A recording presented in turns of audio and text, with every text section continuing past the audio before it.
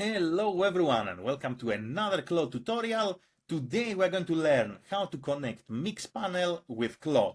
We're going to go straight to the point. Before we do that, make sure you like the video, subscribe to the channel. It helps tremendously to create new content, so thank you very much in advance. And let's get started. So all you have to do is to log in here to Claude. Then you're going to select Customize from the left-hand side. You're going to go to Connectors. You're going to click the plus symbol and then Browse Connectors. And here you're going to use the search bar to find Mixpanel. You are going to select Mixpanel, then you're going to click on Connect on the top right hand side. You're going to log into Mixpanel, and that's exactly how you can link Mixpanel with Claude.